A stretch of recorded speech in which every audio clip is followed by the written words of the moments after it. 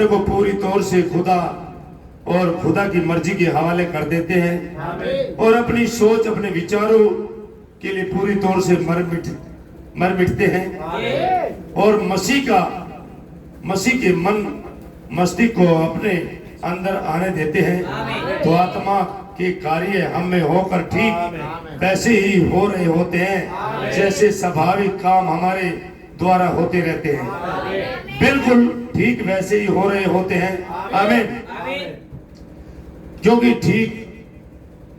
ठीक आरंभ से हमें इसी मकसद से सृजा गया कि हम निरंतर रखें, हुकूमत करें और खुदा की स्तुति और बड़ाई करें, खुदा के लिए अपना जिंदगी बसर करें।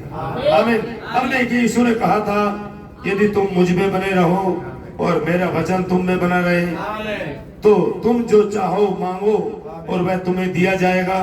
यदि तुम मुझ में बने रहो वचन में, आमीन, और मेरा वचन तुम में बने रहो, जब ही तो हो गए चीजें।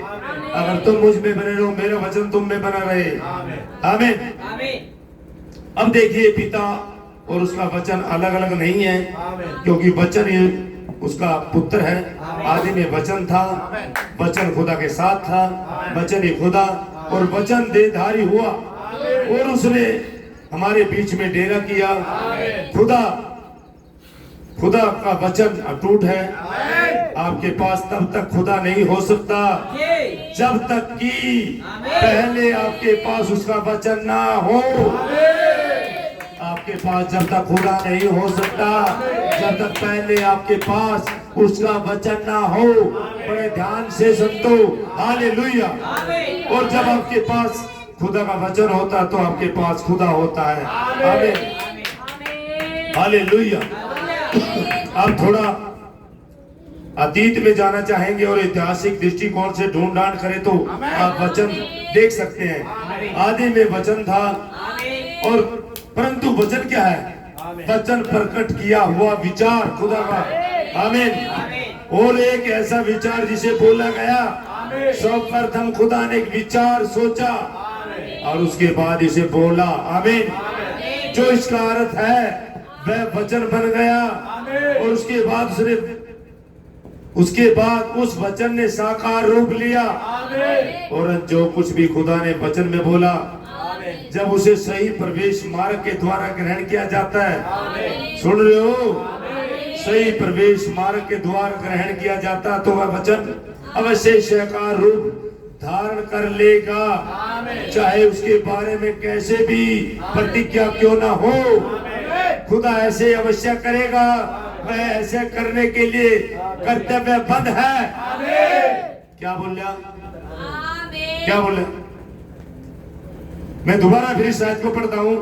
जो कुछ भी खुदा ने अपने वचन में बोला है, जब वह उसे सही प्रवेश मार्ग के द्वारा ग्रहण करता है, विश्वासी सही प्रवेश मार्ग के द्वारा वचन की लाइन में ग्रहण करता है तो वह वचन अवश्य साकार रूप धारण कर लेगा, साकार शारीरिक रूप धारण कर लेगा। वो वचन चाहे उसके बारे में कैसे भी प्रतिज्ञा क्यों ना हो, हालेलुया, वो देहधारी हो जाएगा। चाहे कैसी भी प्रतिज्ञा हो, खुदा ऐसे अवश्य करेगा। ऐसा करने के लिए कर्तव्यबद्ध है। वो वायदे का पक्का है, वो वायदे से मुड़ता नहीं है। जमीन में आसमान टल जाए, उसका वचन नहीं टलेगा। हालेलुया। तब तो यदि तुम मुझ में बने रहो और मेरा वचन तुम में बना रहे, जब वचन आपके अंदर होता है तो खुदा ही आपके पास होता है और आप वचन पर ठीक वैसे विश्वास करते हैं जैसे आप खुदा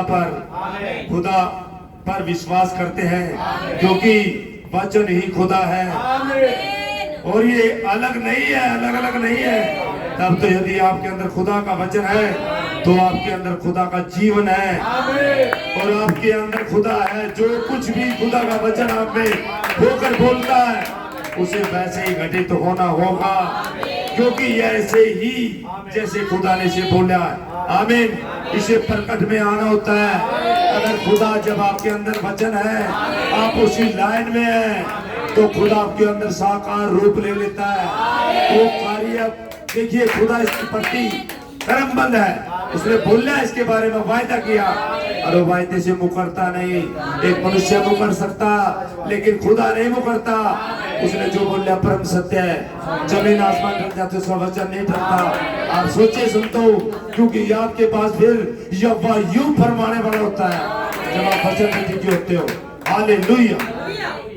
खुदा का नाम जलाल पाए। God bless you. आमीन। जी।